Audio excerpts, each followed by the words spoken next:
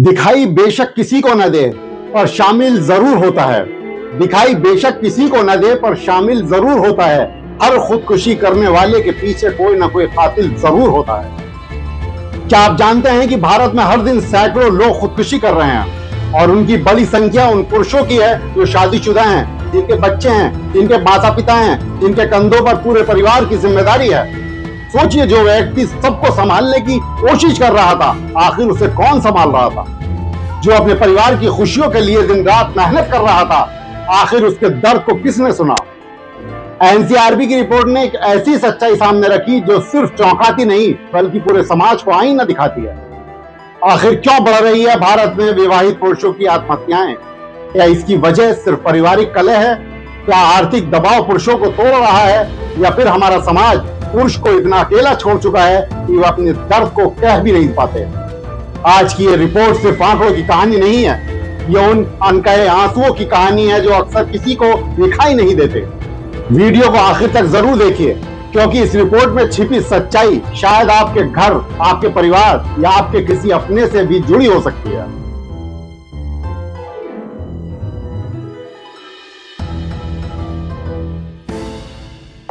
आदाब, मैं आगा खुर्शीद खान। दोस्तों, आज हम एक बेहद गंभीर विषय पर बात करने जा रहे हैं।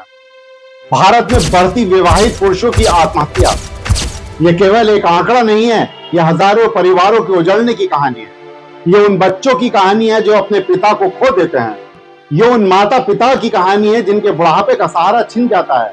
और ये उस समाज की कहानी है जो अक्सर पुरुषों के दर्द को देख ही नहीं पाता।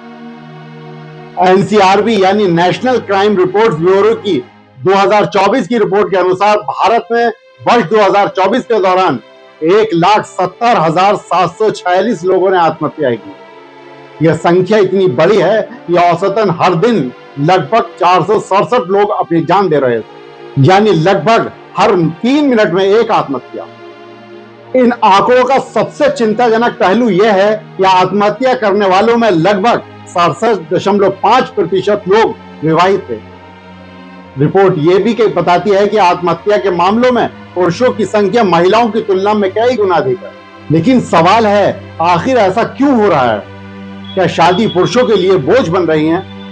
क्या परिवार पुरुषों को तोड़ रहा है? क्या आर्थिक दबाव इसकी वजह है, या फिर इसके पीछे कोई और बड़ी सामाजिक सच्चाई छिपी हुई है? दोस्तों, किसी भी निष्कर्ष पर पहुंचने से पहले हमें आंकड़ों को समझना होगा। एनसीआरबी के अनुसार आत्महत्या की सबसे बड़ी वजह पारिवारिक समस्याएं हैं, जो कुल मामलों के लगभग 33.5% के लिए जिम्मेदार है। इसके बाद बीमारी, आर्थिक संकट, नशाखोरी, वैवाहिक विवाद और बेरोजगारी जैसी वजहें आती हैं।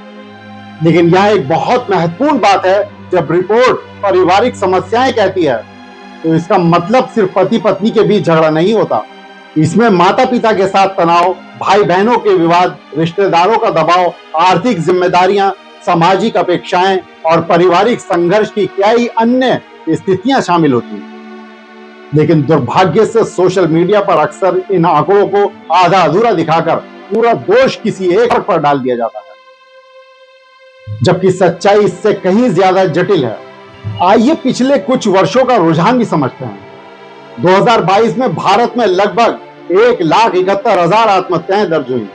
2023 में यह संख्या 1,70,000 के करीब रही।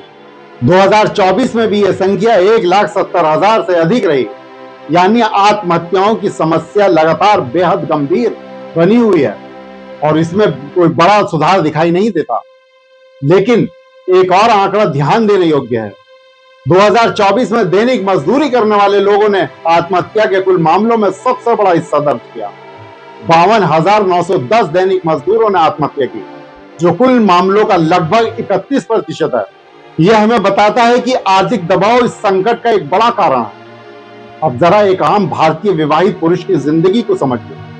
उससे उम्मीद की जाती है कि वह घर चलाए, माता पिता का सहारा बने, बच्चों की पढ़ाई कराए, किराया या ईएमआई भरे, महंगाई से लड़े, नौकरी बचाए रखे, बीमार पड़ने की भी इजाजत नहीं, कमजोर पड़ने की भी इजाजत नहीं, रोने की भी इजाजत नहीं, और सबसे बड़ी बात, उसे अपने दर्द के बारे में बात करने की भी इजाजत नहीं। बचपन से उसे सिखाया जाता है, मर्द बनो, मर्द रोते नहीं, कमजोरी मत दिखाओ। यही सोच कई पुरुषों को अंदर ही अंदर तोड़ देती है। मानसिक स्वास्थ्य विशेषज्ञ कहते हैं कि पुरुष अक्सर अपनी परेशानियां किसी से साझा नहीं करते।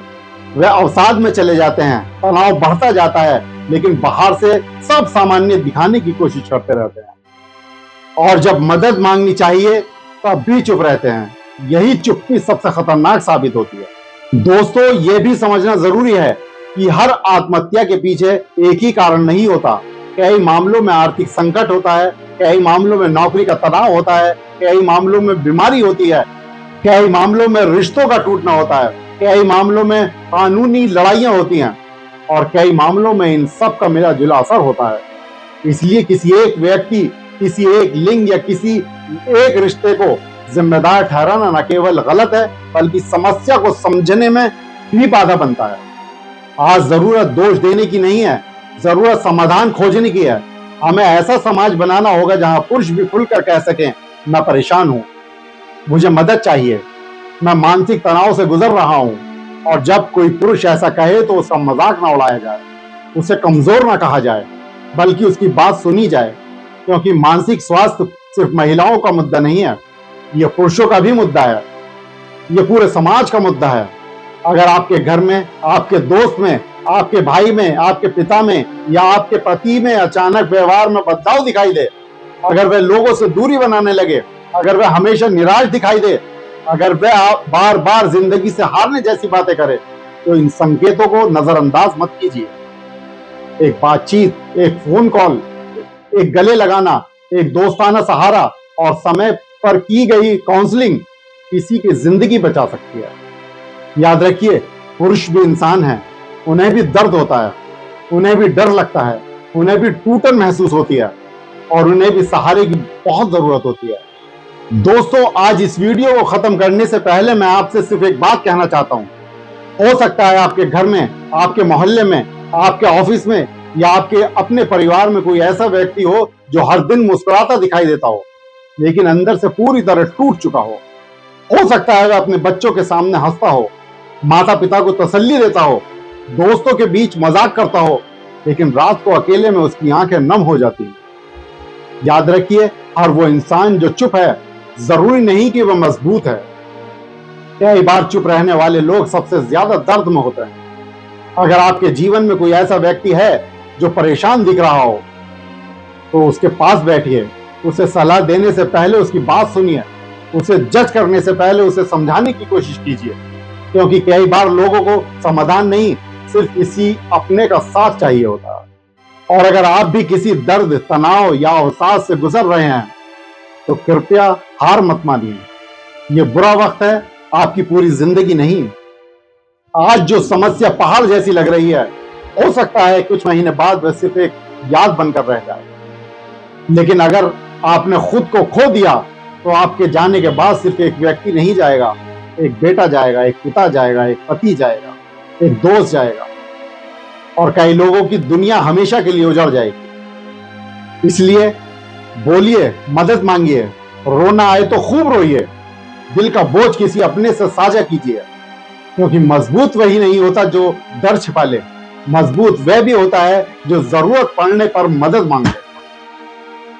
आइए एक ऐसा समाज बनाएं जहां किसी को यह साबित करना पड़े कि वह मजबूत है, बल्कि यह महसूस हो कि वह अकेला नहीं है।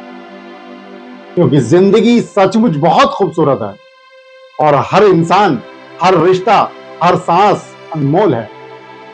शायद इस वीडियो को देखने के बाद आप किसी की जिंदगी ना बदल पाए, लेकिन अगर आपने ये वीडियो किसी ऐसे व्यक्ति तक पहुंचा दी जो अंदर ही अंदर टूट रहा है, हो सकता है आप उसकी जिंदगी बचा लेंगे। इसलिए इस वीडियो को ज्यादा से ज्यादा शेयर कीजिए। शुक्रिया।